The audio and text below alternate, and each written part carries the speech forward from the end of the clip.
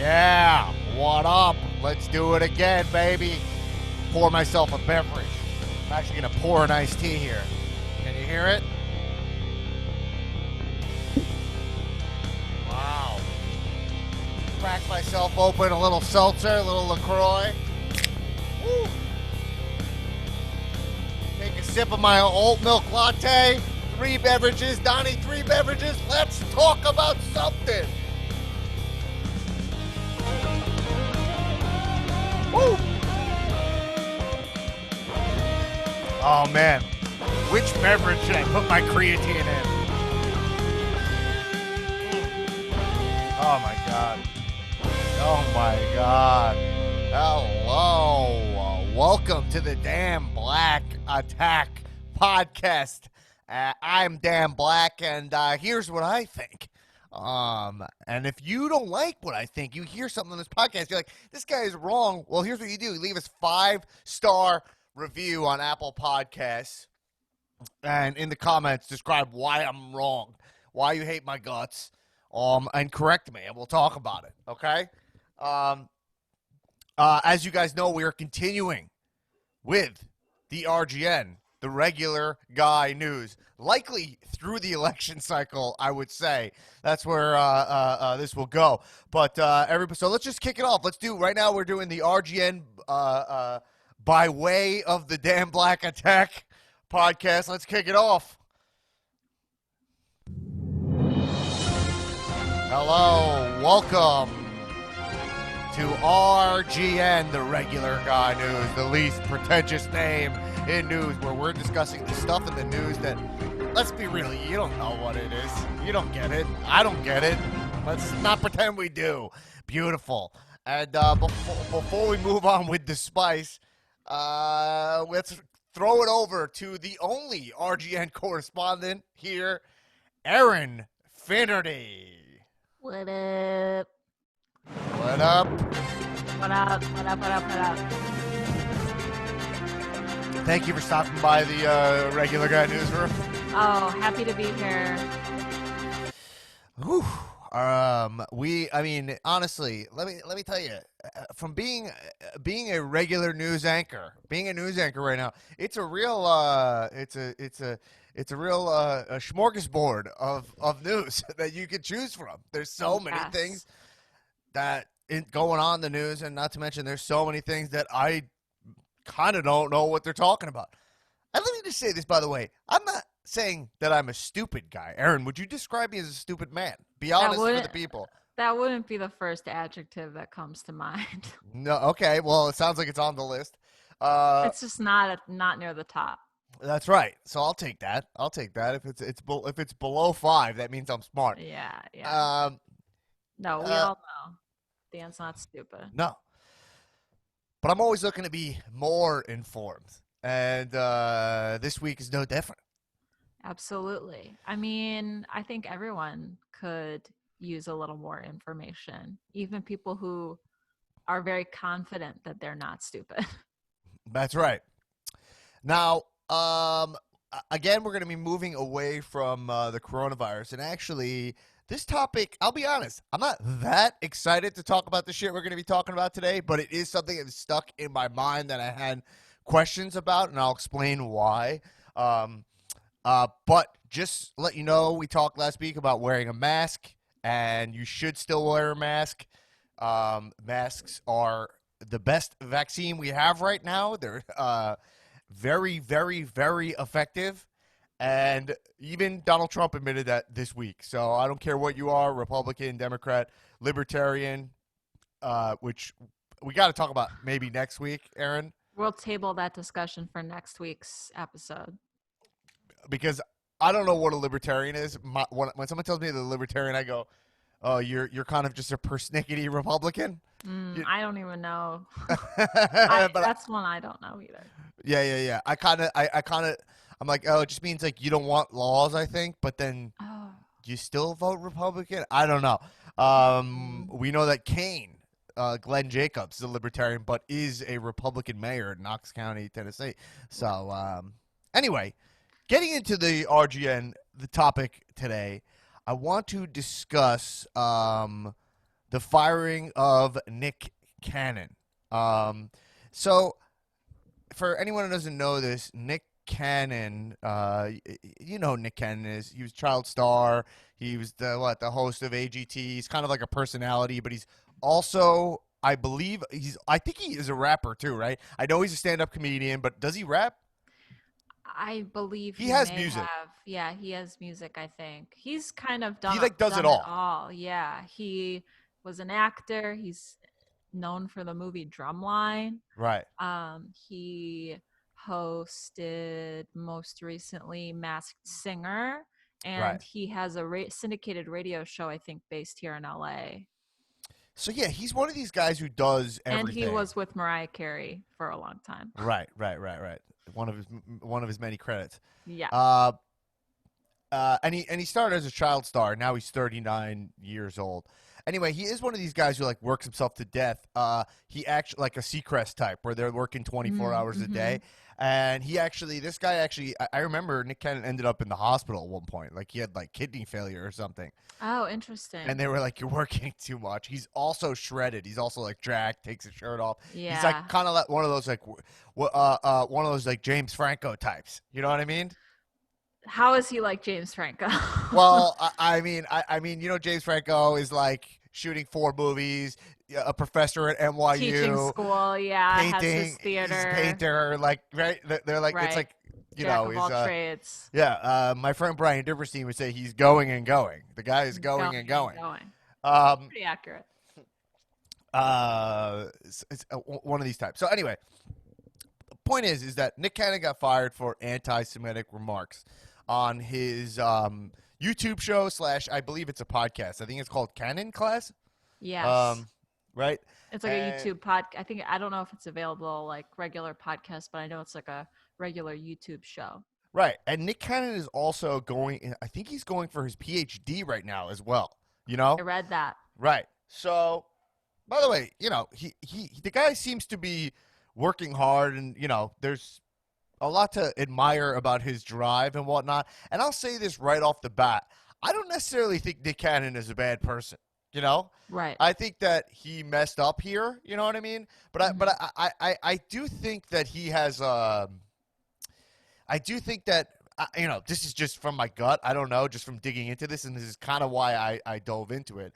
I'll actually tell you right now why I dove into this. But I think he has an intellectual curiosity paired with being a star for a long time, a child star, and thinking that everyone needs to hear everything you have to say. You know? Yeah, absolutely. And he does have a lot of followers and like a pretty big platform. Mm-hmm.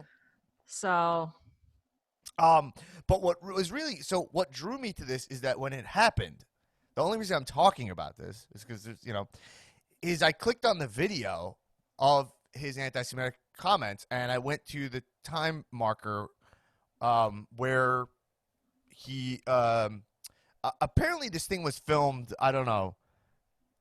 A while back. I actually have the exact time, or maybe it was. All right, I'll find that. It's in my notes. But I watched it and I didn't understand it at all. Like he got fired for this. Viacom immediately let him go from his contract. No questions asked. They were like, "We don't tolerate this." And I had a really difficult time. The video's not up anymore, so you can't even find it. When I watched it, I was like, "What is he even? What is he talking about?" Right? yeah.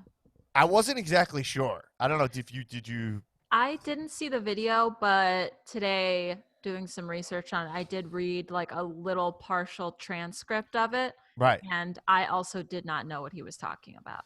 I kept watching it and being like, "Where is the part where he says it?" And I really couldn't follow the logic of the conversation he was having with this guy. Now, Right. from reading transcripts of it, now I've broken it down more, but I just want Gotcha. to clarify that I find it very confusing. Also, as a host of a show, Nick Cannon, it just is just, I mean, take a note. The guy needs to listen more. I mean, he even has, which we'll get into as a rabbi on his podcast later.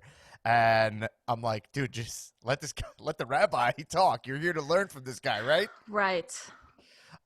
Obviously, I can relate. I have a lot to say. It's why I speak on this microphone about 8 times a week, to the point that I burnt out a cord today. Many should know that. That's how much podcasting we're Yeah. doing. The chords, we're outlasting the chords.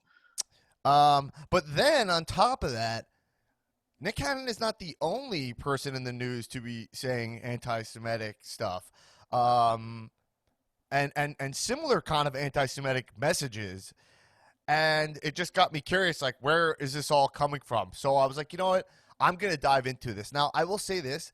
I dove into this being like, let me just clarify what Nick Cannon said. And I stumbled down such a deep rabbit hole of stuff. The amount that, which also goes to show that the stuff they were trying to unpack on this podcast was so, there's such a deep history that they're trying to just like navigate, you have to be uh you'd have to be extremely confident to believe you have an understanding of this level of history, you know? 100%. That was the sense that I got also. Like you would have to be a historian to truly know like what the facts are, what it is that they are trying to unpack, because it's hard when you hear them talking about it. It's like, well, I don't know what the facts are, so I can't really follow what they're saying or agree, disagree, give it credit or credence or not. Like it, yeah, it's a lot. And I don't think um, just people who aren't scholars on the subject on a podcast can really Right. get to the It bottom of it. it was the comments you were making were extremely reckless, and Yes. it's kind of like, another reason it really interests me is that I do think we live in the era of the pseudo intellectual, right? Um, Absolutely. and I don't, and it's kind of like why I made this why I call this podcast the Regular Guy News. I mean, right now it's technically called the Dan Black Attack Podcast, with regular via the Regular Guy News via I don't even know, the Yes. Dan Black Attack Podcast. Um, but what I'm saying is, because I do feel like there's this reckless. We all have platforms now, and instead of us all trying to have like constructive dialogue or asking each other questions or giving each other information we might have found, we're all pretending we know every answer I and know, have right? the right correct opinions. You know what I mean? Right. And it's also being delivered in an environment where there's no fact checkers. There's no one who's watching or listening along in real time. Like you're doing this like with your peers or your partners or whatever. And there's no one to tell you like, oh, wait, that's not wrong. Right. And so, like, part of why I'm here is that, like, oh, I'm going to look into this stuff. And I admit, I look at 1 to 2 articles for everything. And then I say, here's what it is. Here's what I think. And then I give you the option to tell me why I'm wrong. You Right. know, I We're, think it yeah. comes from everybody. Everybody wants to be like a Joe Rogan type, where he's kind of seen as the oracle of. I like Joe Rogan. I listen to Joe Rogan. And even he does admit stuff he doesn't know. He happens to have a deep wealth of knowledge about things that he's very into. But everybody wants to be like the oracle of the non-news news or whatever. Like you know what I mean? I Totally. don't even have the term for it, but I don't know. It's some kind of version of, we want to prove ourselves to everybody, and it's almost, and it not almost, it is an impossible feat. And I think this Right. stuff's going to keep happening. You know? Yeah, everyone wants to be seen like as an authority on a subject that is maybe meaningful to them or that they know is impactful like to their listeners or society. Right. But I mean, that's why on this show we say we don't know what we're talking about right at the top. Right. And the other thing I want to say before I just dive into what Nick Cannon actually said, I just want to also disclose for people who don't know that I am a Jewish person. In full disclosure, I'm not a religious person by any means. I grew up very secular Jewish, more like just proud of my heritage, but I'm not super pious. Yeah, Erin is married to a Jewish man. I am. I've been married to a Jewish man for like 8 years. So, I'm kind of in the club. Right. So, and and I believe that I think one thing that's really interesting is that a lot of Jewish people I know are extremely forgiving of this kind of behavior, which is something that I'm always proud of as a Jew. And Mm-hmm. also, um, uh, um, I also saw like my friend Peter Rosenberg, who I mentioned twice already, but because he's a fellow Jewish mic man, and he had posted being like, I refuse to see a divide between me and all the black people in my life in my life. That like Right. this behavior is not is not a divide between these two cultures, which I believe is true. I think that it's easy to see this stuff and be like, oh wow, there's this is coming from deep held beliefs of these people, right? I'm Right. keeping it as vague as possible. I think I honestly think these are a couple of people with bad opinions. I don't think this is the overwhelming view of people, and I have proof of that, which we'll get into as well. From Right. two people uh, who spoke out. I will say, which we will also get into, it does feel like anti-Semitism does not get the outrage of a lot of other hate. you know, Yeah, I'd agree. right? Okay, so Um. Okay. All that being said, I think that this is something we should just get into, see what it is. So Nick Cannon, what did he do? What did he say? Okay. So again, it was kind of confusing. It was very, in my opinion, I didn't totally follow his line of logic, but he had a guest on the show, which is where we should really start. And his Mm-hmm. guest on the show was rapper um, Richard Griffin, who they call him Professor Griff, who famously in 1989 was dismissed from Public Enemy. He was in the rap group Public Enemy for anti Semitic comments. I did not know that. I knew he was in the group, but I did not know that was why he was Right. dismissed. Yeah. Huh. They kicked him out, and that's right. I saw a New York Times article about that. That's a source. Okay. So he's already a guy's interview. Now this guy's probably significantly older than Nick Cannon. I wonder if Nick Cannon even knew that. I don't know. Right. I don't know. Don't know. I don't know why. Feels like now I'm just defending Nick Cannon. I don't know. You know what I mean?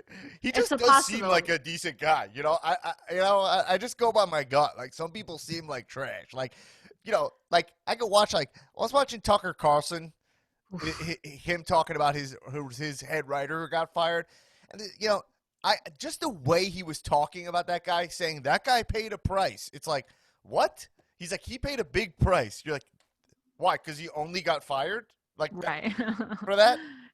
That was the price that you put on his behavior. Yeah, sometimes it's just like it's just a feeling you can't really describe it, and it's just people's delivery and their arrogance and people who don't admit that they're wrong. And we'll go on to this, but Nick Cannon has admitted to be totally wrong. Okay. That being said, I'm not a Nick Cannon fan. I just want to say that. Yo, you're not here. You don't stand Nick Cannon. No. This is an impartial discussion. So anyway, in an interview in the Washington Times, this guy, Professor Griff, the guy who was on the podcast, Professor Griff, yeah, he said the Jews are wicked, and we can prove this. He said the Jews are responsible for the majority of wickedness that goes on across the globe. Very specific with the word wicked. Um, the Big Jews are yikes. wicked smart. Yeah, Uh, yeah, they wicked. oh, he's just from Boston. We just cracked it. He's yeah, Oh, yeah, yeah, they're yeah. responsible for all the wickedness. Yeah, the Jews are Gotcha. wicked. Yeah, no. Speaking to Mr.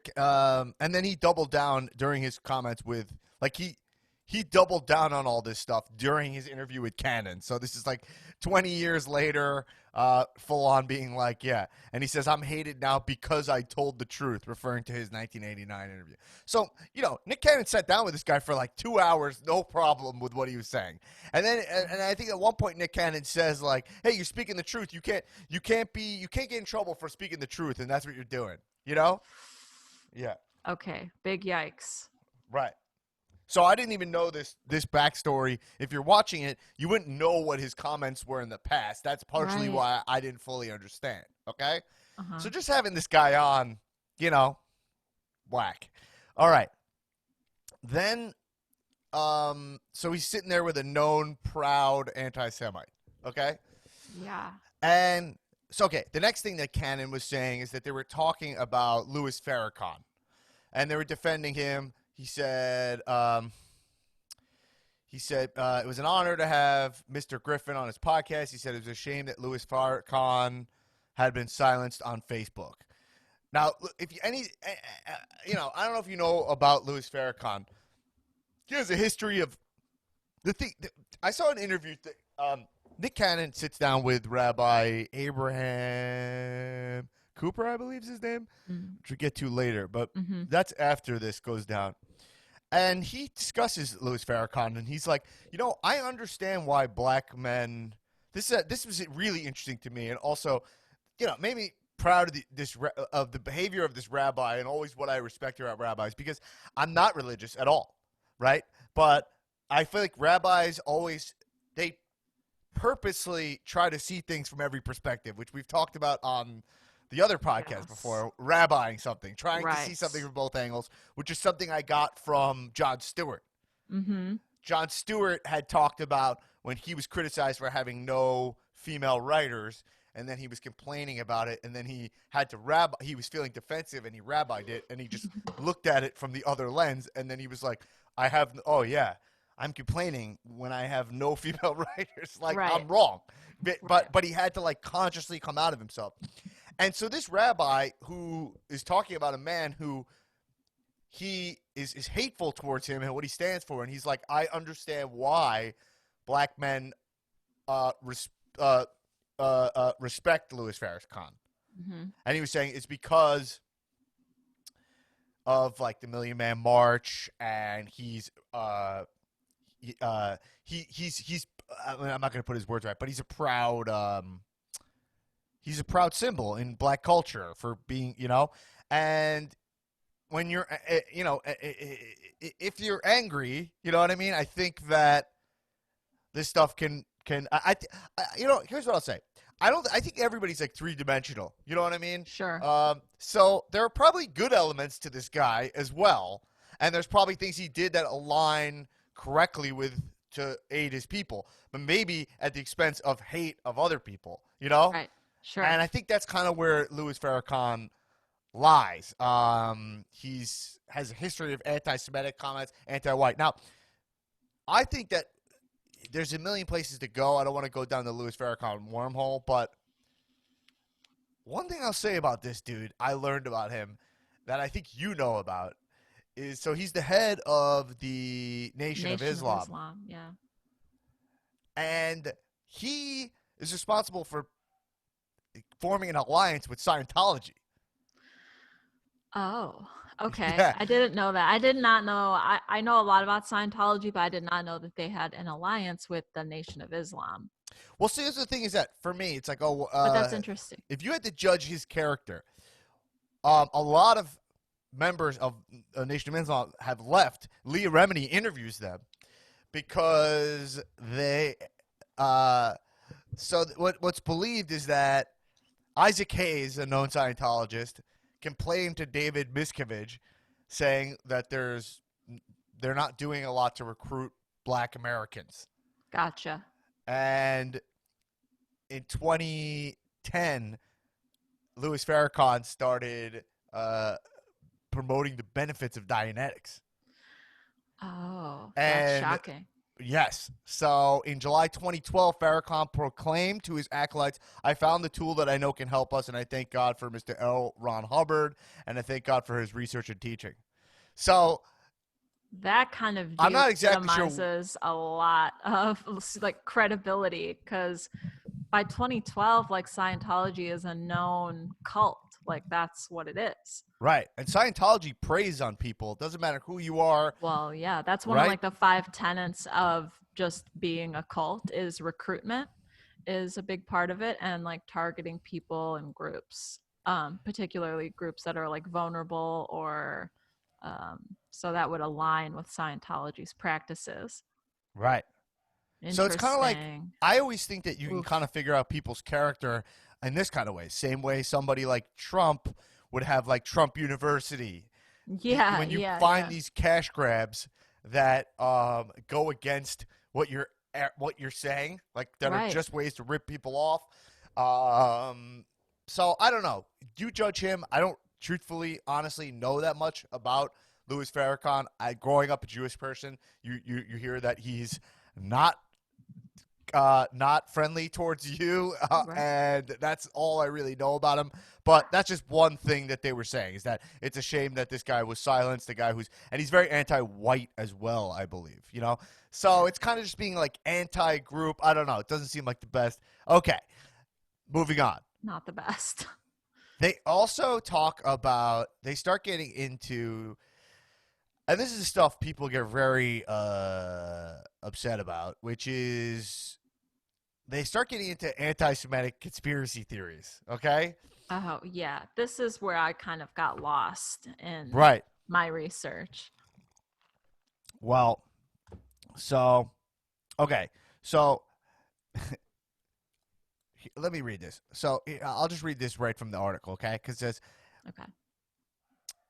responding to Mr. Griffin's contention that 6 dominant media companies were controlled by Jewish people, Mr. Cannon said it was comparable to the power of the Rothschilds, the banking scions who are a focus of anti-Semitic conspiracy theories. I find myself wanting to debate this idea. Here's a quote. I find myself wanting to debate this idea, and it gets really wishy-washy and unclear for me when we give so much power to theys and theys. They turn into Illuminati, the Zionists, the Rothschilds, Mr. Cannon said later in the podcast. So again, you could see kind of that sentence structure.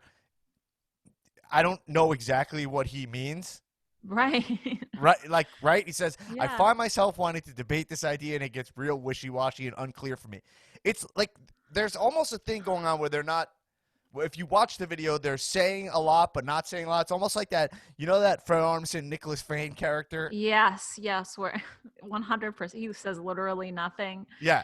Yeah. It's I like love that that. guy. And then they're kind of just recklessly and they're in that zone where they're just like two guys agreeing with everything each other's saying, but Hmm. not to insult them, it doesn't feel totally like they're processing exactly what's being said. 100. I think I think when you're like on a podcast or doing one of these types of Right. things, it's like if someone's saying something and it's like very powerful and like they're very empowered as they say it, it's like, yeah, like I'm going to be on that level and I'm going to meet you there and engage, but it doesn't result in meaningful debate or anything being researched or facts or anything like that. It's just like kind of ramping up and ramping up because you're feeding off of each other. Right. And they have some kind of like camaraderie that I was trying to understand, but I'm like, huh? Okay. So I looked into this Rothschild theory because it's something I hear about. And it's kind of crazy. This conspiracy, I was reading in the Washington Post, okay? The Rothschild family, very wealthy family, uh, and they say this theory goes all the way back to 1846, okay? Where they claim that Nathan Rothschild, okay, he was overseas and during the Battle of Waterloo, okay, he saw the French lose, and then he went back to the stock market like quickly. He like ran back to London, and before he was the first one who knew what happened in the war, and then he started putting all his money in the stock market, knowing the outcome of a battle before anyone else, because before telephones and blah blah blah. It was like pre-insider trading. And this was circulated in a pamphlet signed literally by Satan. Okay? So this went around. Like what they said in the Washington Post is that this was like that version of viral. Like this pamphlet went around that said, like, this is what Nathan Rothschild did to get his fortune. Right. Okay? Signed by Satan? Signed by Satan. Okay. This is according Okay. to the Washington Post. That's like the beginning of it. But then the Rothschild have been like, their money, because they still have a wealth, has been um, anytime since then, literally, they're brought up. Like any moves they make financially, they get tracked. Like so, for example, in 2011, they bought a stake in the Weather Channel. 2011, the Rothschild family. They're Okay. still being monitored all the way Well, by these in the conspiracy idiots, you 21st know what I mean? century. Not Yes. yeah. And they're No, just it's not like looking the SEC or whatever. Like, right, and it's like kind of this the it's called the pseudo intellectual side of things, where it's like this is somebody's YouTube channel and they're just looking for stuff, right? They're right. looking to prove it. So they bought a stake in the Weather Channel, and then there's this conspiracy theory that was pretty popular, being like they bought the Weather Channel, so this way because they control the weather, and this is how they're going to profit off of natural disasters. How does So that work? literally, there's like people think that they can control. They have like machines that send like electromagnetic pulses and make the waves get bigger. And they're already planning like, hey, if we destroy this place, we cash in. I don't even know what it would be, insurance or like, all right, we have a company that rebuilds neighborhoods that get flooded, right? So let's bust out Hurricane Katrina. Right, Oh, wow. That is crazy. They right. controlled the weather. And so they tie these guys to like the Illuminati and right. So this is the kind of stuff they're talking about. Like, so they're Wow. saying this in like the vaguest terms. Now, by the way, this is not just them. Nick Cannon said this stuff, and then Deshaun Jackson was posting comments that were he was actually misquoting Hitler comments, but he was trying to quote Hitler, I believe. Not a good go to for Twitter quotes. Right. And then Oof. Ice Cube just went on a full-on anti-Semitic rant Oh, on yeah. Twitter. I read that was a rant that I did read. What did it And say? I actually didn't. I have it up, but I didn't deep dive that deep into it. let's see, what did it say? I think it was more, you kind of referenced earlier people saying, like, I'm just speaking the truth. Right. And, like, but he did say, like, this is my truth at some point. And it was a lot of anti Semitic stuff. And he was sharing some very questionable images, like hate images, on his Twitter feed of kind of stereotypical caricatures of Jewish men with a like a chessboard on the top of the backs of black men, but the image was sourced from a really bad source. Like, I don't think he knew what it was before he posted it, but the image that he used has a really nasty history, I guess, that has been written about before. And a bunch of, not a bunch of, but I did see some quoted like professors, people who actually know what they're talking about, saying, like, dude, this is not right. Like, this is hate speech that you're sharing right now. And he also said, like, well, I don't know what he meant by this, but he was like, but what if I'm just pro black and I'm not saying Right. hate or anything like that. Right. So like I looked into this stuff for literally hours, and you could still hear everything I'm saying has a question mark at the end because Yeah. you're like, so to confidently think you know anything about this stuff, and if the point is that like Jews run everything, if this is what they're saying, blah blah blah. I grew up around so many Jewish people, and let me tell you, I could. How many Jews you want me to point out who don't have a lot? Let me tell I you, could do it. I could do it for you. the only thing the Jews in my in-laws family ran was a pickle business. Like, no, no secrets. Yeah.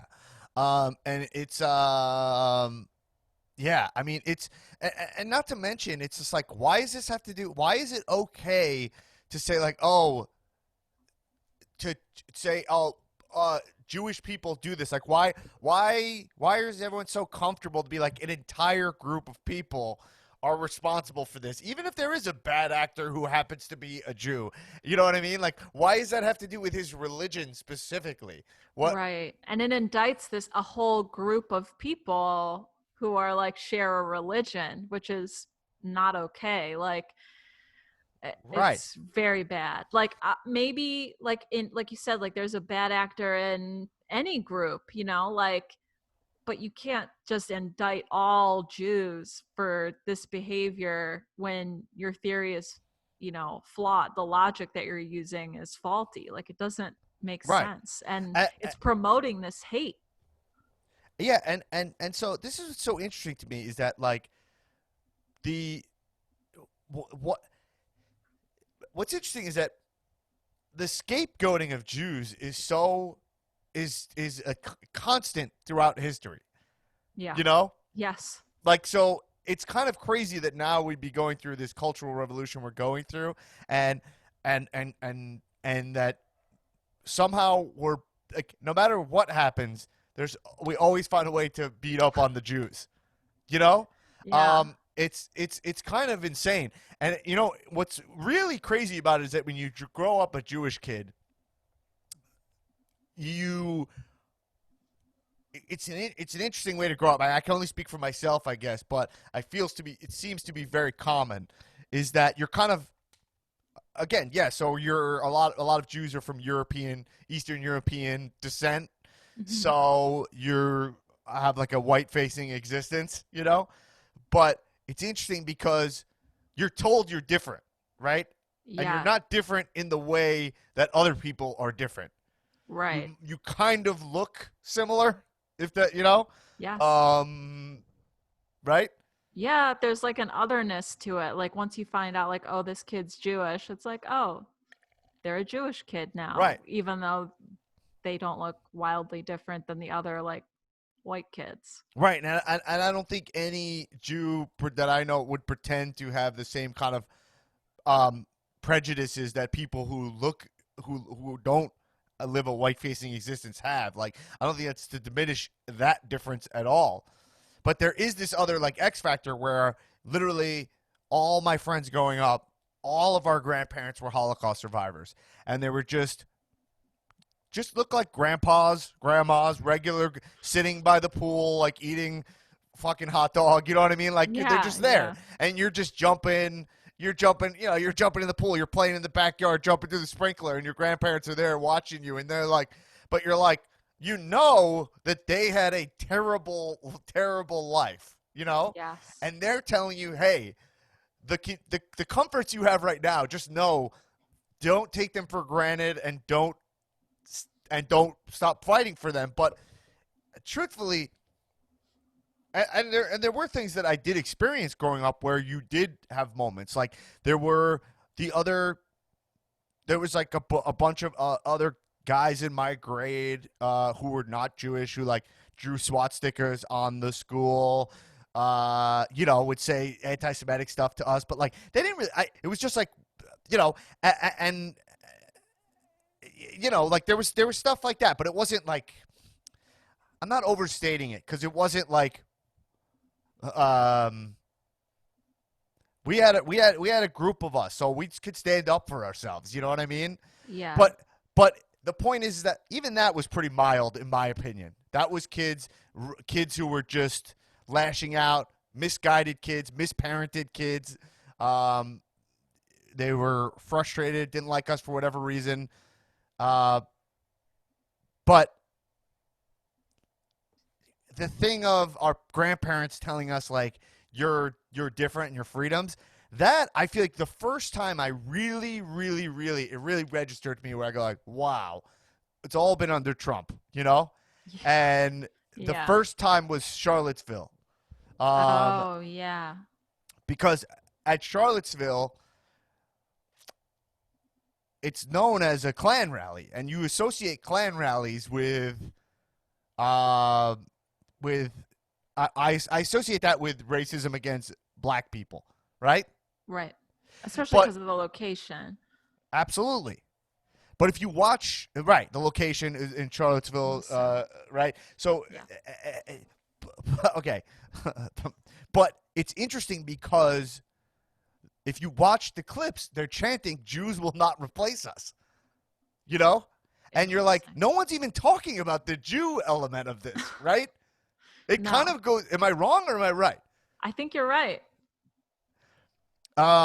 And so I've always like it's kind of like no one talks about the fact that they while they were wearing cloaks and stuff, and that their words are Jews, which that shocked me as a Jewish person. You know? That is shocking. I didn't even know that. I mean, I guess that shows you how like underreport. I mean, it is a tragedy, so like don't want to overshadow that, but like how underreported that element was. I never even heard that. Well, right. Well, if you watch what Vice was like on the ground, Gotcha. and Vice is like Vice is hard to watch. You have to have like I can't watch right. Vice News. Yeah. Yeah, I mean it's hard to watch because of the content, and it's Yeah. also because right, and it's also you have to have like kind of premium TV to watch it, or I you have to like have go on. that premium and I still Yeah. don't watch Well, I it. got that It's, sweet premium, of yeah. course.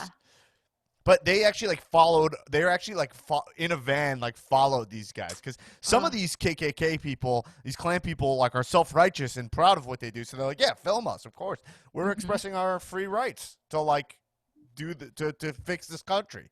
So Yeah. they actually let the Vice guys roll with them, and so that clip that's where you kind of see Oof. that, you know. Hmm. Um, and so okay, and then there's something that's like Mel Gibson is just still the guy's like still allowed to work, and I've heard people be like, yeah, Mel Gibson he's fine, and you know what I mean, and then you just see like Nick Cannon made these comments. I saw Dwayne Wade post a tweet being like, we're with you. And it was that's what always sticks with me. Like Master P said that Nick Cannon shouldn't have to apologize for these comments, Hmm.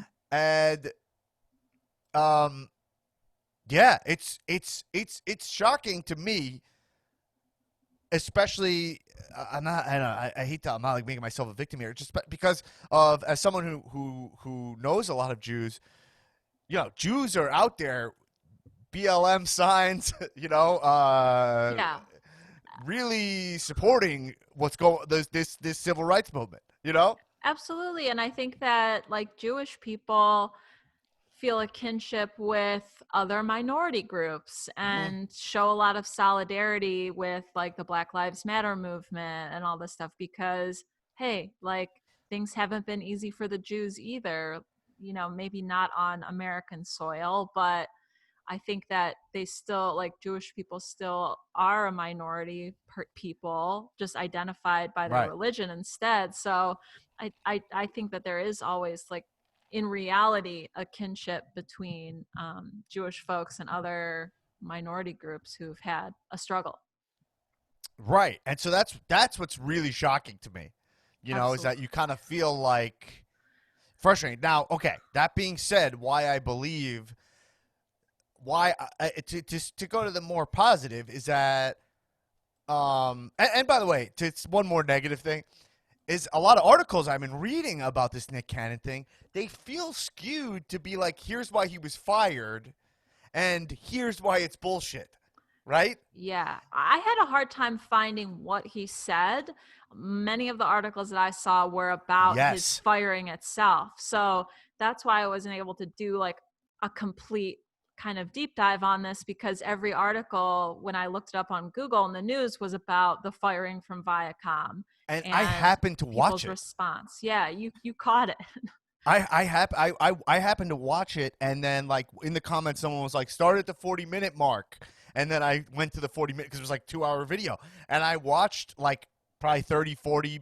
I watched a long amount of it, and I'm glad I did because I can't find it now, and all these articles are not quoting it.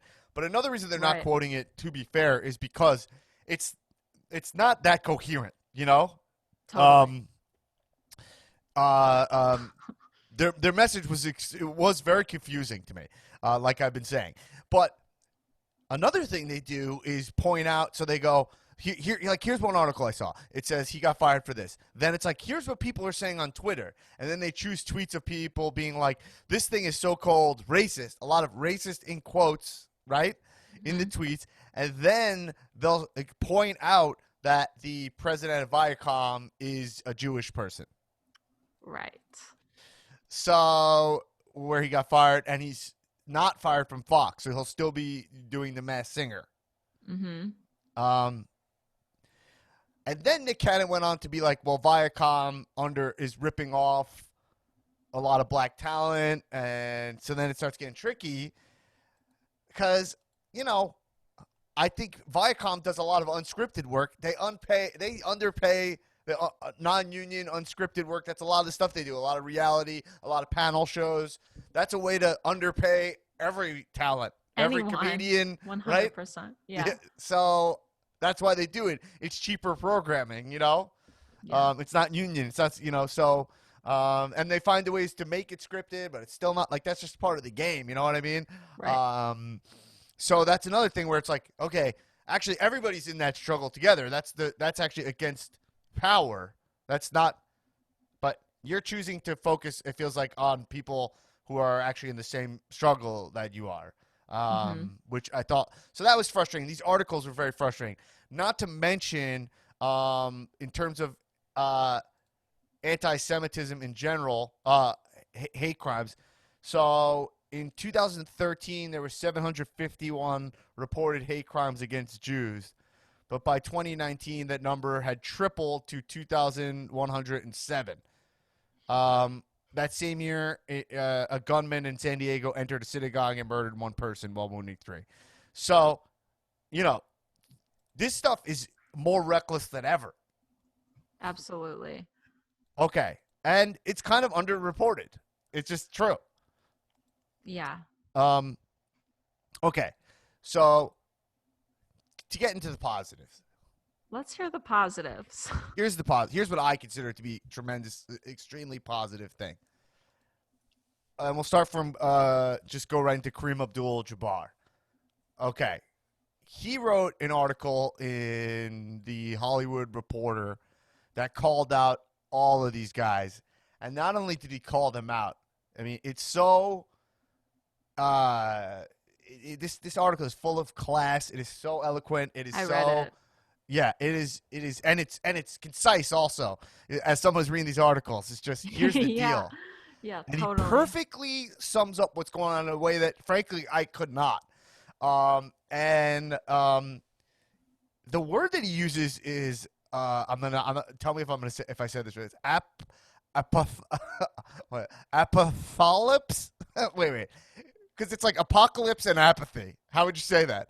Oh, I don't know. I'd have Apocalypse. to It's read an it. apocalypse. That's what it is. Wow, Apocalypse. apocalypse. Like an Apocalypse. apocalypse, but apocalypse, and it's Mm-hmm. a term that I believe he made up because I looked it up for definition, and it's apathy. I don't know if you want to tell me apathy to all forms of social justice, Okay. and he described this stuff happens and anti-Semitism happens, and he says meh rage, Right. right? Marriage. Yes.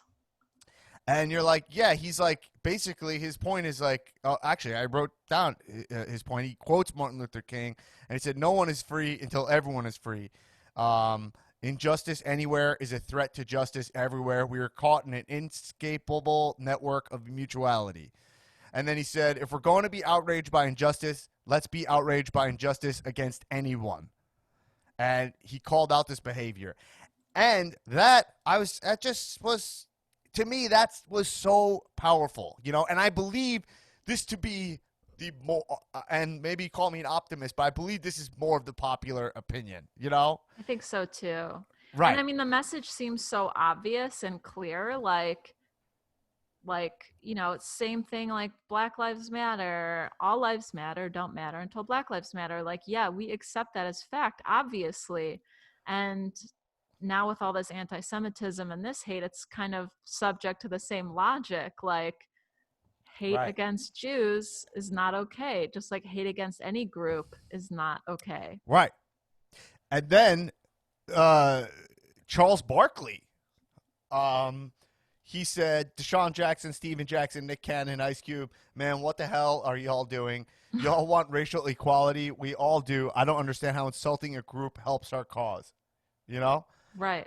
And yeah, Deshaun Jackson also was writing Louis Farrakhan quotes. And yeah, so yeah, it's similar stuff. And we can't allow people to be prejudiced. Also, if we're supposed to, we can't allow black people to be prejudiced. Also, especially if we're asking for white folks to respect us. All right, listen.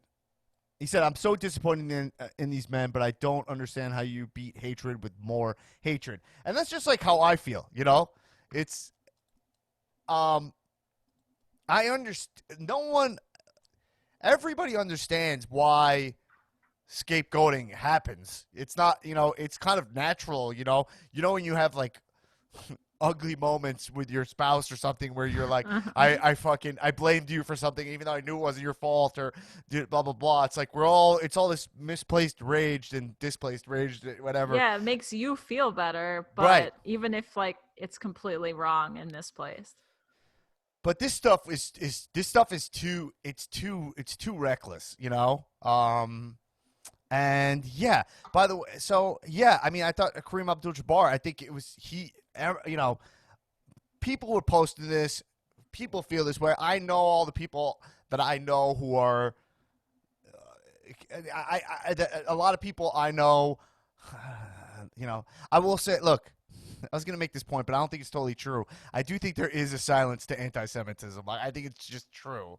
I Yeah. don't hear the same level of outrage, but I also understand that this is not the moment for it, possibly, like, meaning this is more of the moment. This is we're living in the post George Floyd um, moment. But yeah, there's these moments that stick with you as a Jewish person. Like, I remember a girl in my school, we were learning about the Holocaust, and then she raised her hand and she was like, I felt her being like, I'm sick of learning about what happened to the Jews, and she was like, didn't other people die in the Holocaust, And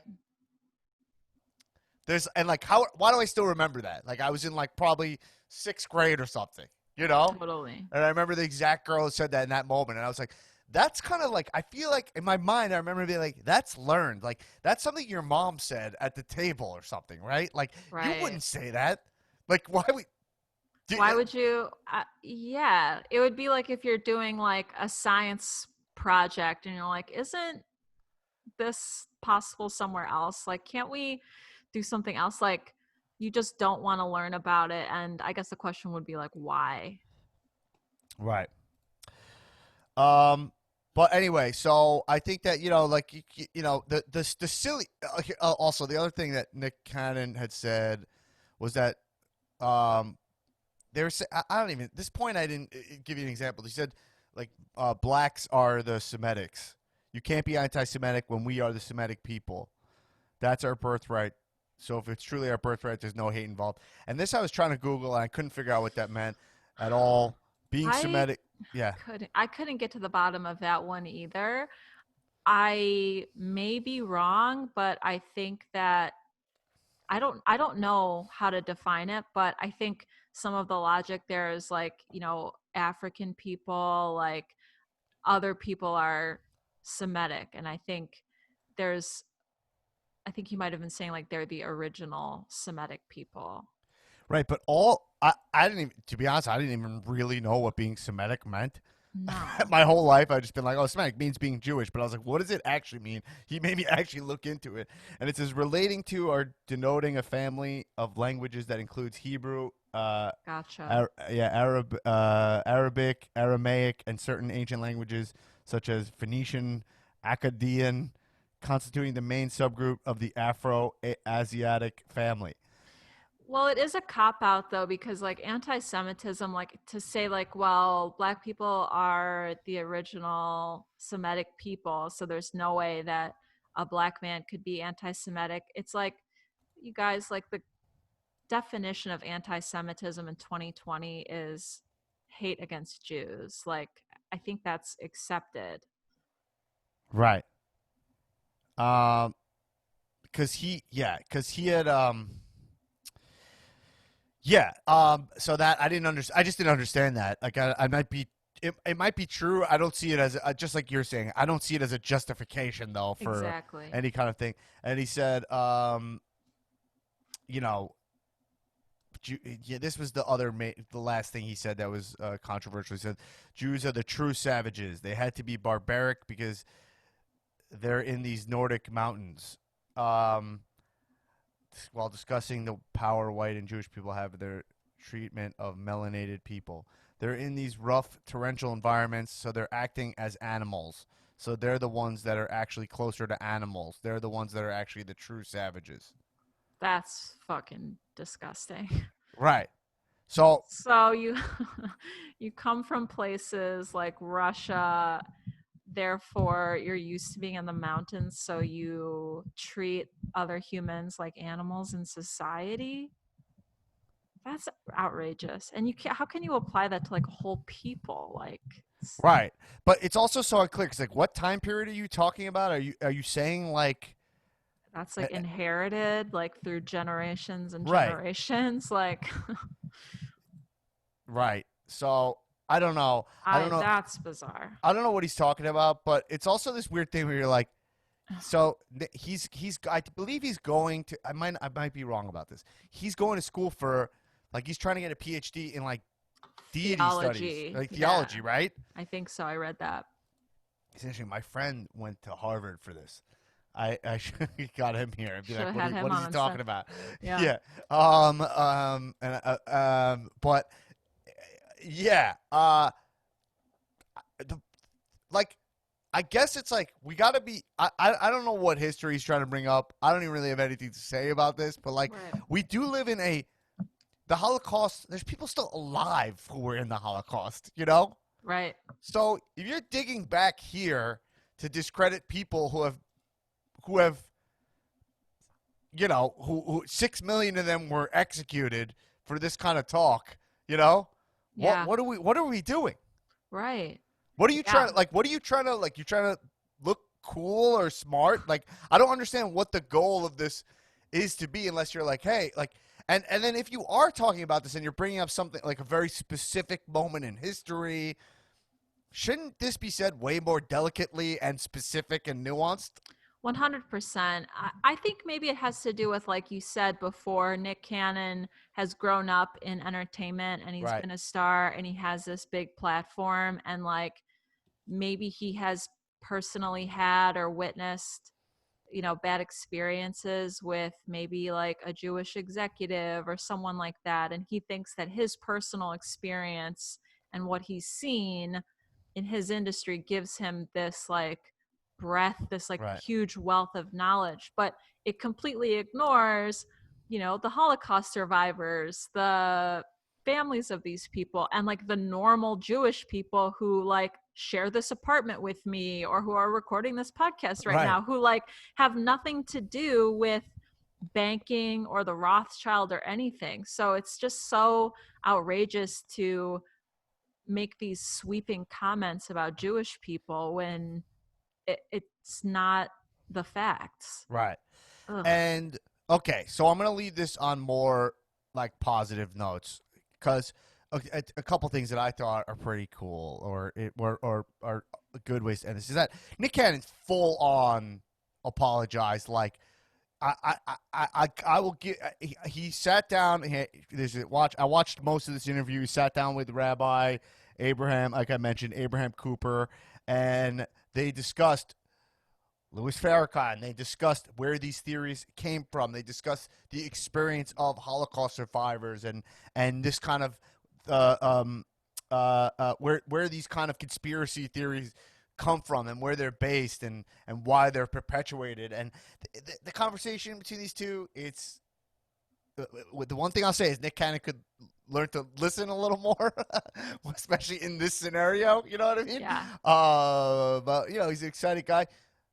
That's just it's great to watch how classy this rabbi is to come in and he accepts his apology right off the bat. He's like, let's learn from you. You have this platform. Let's talk. We all make these mistakes. And Nick, I feel like I don't know. I don't think he's a bad guy. I think he's just misguided, dude.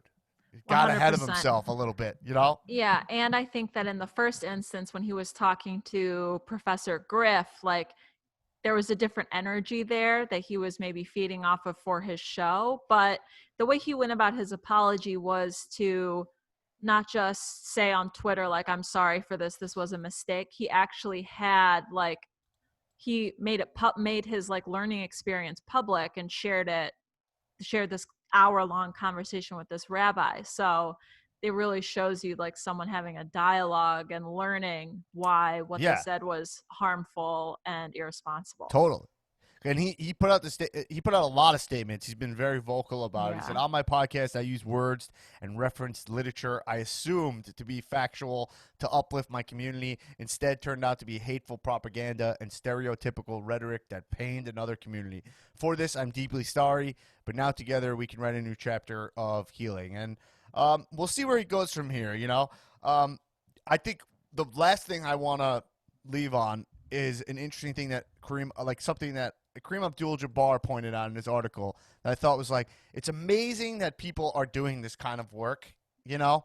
Hmm. Um, is he pointed out that the song Strange Fruit, sung by Billie Holiday, right? The Hmm. original, it's written by a Jewish person. Right. And the theme of the song is like about lynching, About lynching, and the strange fruit enslavement. is are people hanging from the trees. Right. It's like I've never seen that kind of fruit before, and like I think it was written by a high schooler in Billie Holiday's "Melancholic Strange Fruit," which was first recorded in 1939. It was, this song was so controversial. The song met strong resistance from radio stations afraid of its graphic lyrics about lynching. Um, Despite those who wanted to suppress the song, it went on to sell millions of copies that year and became Holiday's best-selling record ever. The song was written by a white Jewish high school teacher, Abel Mirapol, who performed it with his wife around New York before it was given to Holiday. Mhm.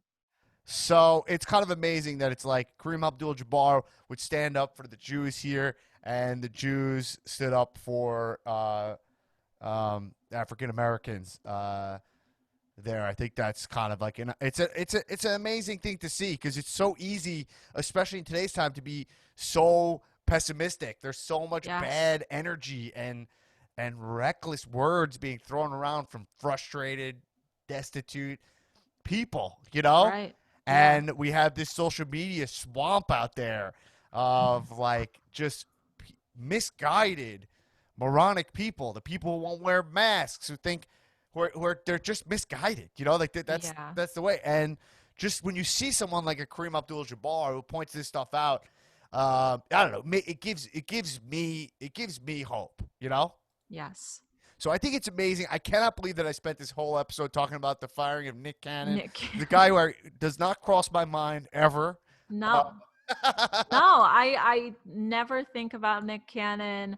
I mean he has this huge following, but just not on my radar really until right. this came out. Like I know who he is and what he does. Like I see the poster for his show like around town, but Yeah. I didn't know anything about it. No. I didn't know it was this deep. No, I didn't know either because we had topics laid out for this episode and there were like four topics and then I went down this and then it ended up being like I was like I have 3 pages already on just this Nick Cannon thing. I was like and I ended up watching all this clips and stuff and I thought it was a good conversation and the Kareem Abdul-Jabbar thing was just I thought it was great. I thought it was great, and it's not an easy topic. It's not a funny topic, No. and I wasn't like I said, I wasn't that excited to dive into this stuff because it's touchy. I'm not trying to upset people. It's not my goal here. The goal is No. just to decipher stuff that's going on in the mainstream news. But this is where it took me this week, and I started this podcast basically to grow, which sounds corny, but I was like, oh, I want to, grab, I don't know, knowledge on these question marks to answer these question marks. Whereas before, I would leave them unanswered. There's an accountability of this podcast where I'll dive into this, and hopefully, it'll be to your benefit. And I thought this was pretty interesting. It is interesting, and I also think Regular Guy News delivers because this I learned the topic for the show and did my own research and discovered that this topic specifically is a true K-hole. Like Yes.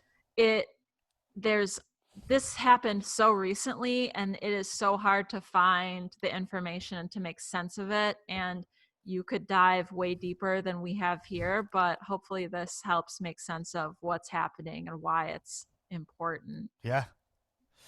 All right. Well, that was the Nick Cannon story. All right. Erin, so before we close Dan. the RGN news, first off, let everyone know, Erin, what is the new feature that we were adding to as the show, as RGN evolves? Yes. What are we adding here? We have a very special announcement here at RGN this week. We will be officially opening the Regular Guy News mailbag, where we accept your questions via email, questions you have about, like the things we talk about here, what's going on in the news, something you don't understand, something you pretend to know about at a party when someone else brings it up. Send those to us here at Regular Guy News, and we will try to answer them on air. To submit your questions, you can write to us at regularguynews@gmail.com. Yeah. Like, Erin, what was the thing I texted you last night? I was like, oh, I was watching the news, right? And I'm watching, and well, maybe we'll talk about this next week. Here's an Yeah. example. I'm watching the news, and the governor of Georgia has Oh, sued the mayor, right, over like the right. mask mandate. And then I'm like, what does that mean? Like, do they go on a small claims court? Like, what happens when they sue? Is it just pageantry, or is that lawsuit happen? Like, when I sue you and you fall down in front of I fall down in front of your store, right? Then you we got to pay me. go we What go is in that? front of Judge Judy, and she Right. makes her decision. Right. Yeah, What does a this lawsuit between a governor and a mayor look like? What you know what I mean? Is or that what anything? does a lawsuit between like two entities, like government bodies, what does that mean? Right. That's like what I want to do with this podcast. It's like, what's in this negative space? When they're like, and actually he got sued, and I'm like, well, okay, but what is that? What does it exactly mean? You're telling me that the court knows how to handle the governor suing a mayor over a mask. You're saying that that's something that we know how to navigate in this society? Or There's know rules what for that that? entails? Yeah, Yeah. And then I'm like, this guy's suing the president. I'm like, all right, what does that mean? right. The president has to show up to fucking New Jersey. He's got to go to Hoboken, and like he's like running in with his ties. Like, shit, I'm late. Yeah, You the know? bail. Yeah, totally. Oh, well, that's an example of something where you're like, send us an email to what's it? It's regularguynews@gmail.com. Right, and you go like, what does it mean when a governor sues a mayor? Perfect question. I'll look into that. Or what is a libertarian? Yeah, what is a libertarian? Is my friend just a Republican? Yeah. It can be anything too. Anything news related. It doesn't have to be these hot button issues that we touch on here at Regular Guy News every week. It can be something you hear and you don't understand, you don't know about, a curiosity that you heard maybe on MSNBC, like whatever you got. We'll take a look at your questions. We'll Yeah. take them to our review board committee and we'll give you a response. That's right. And by the way, the next 4 weeks we're going to be dedicating to Nick Cannon. Uh, Yes. We'll no. be digging into his past, his future. And anyway, all right. So thanks for stopping by the pod this week, everybody. This podcast, by the way, is new. We took a little bit off to figure out what we wanted the format to be as the world was evolving. So let people know what we're doing here. If you dig what's happening, share it. We are word of mouth. Give us that 5-star review on Apple Podcasts. That helps a lot for some reason. Maybe we'll look into why.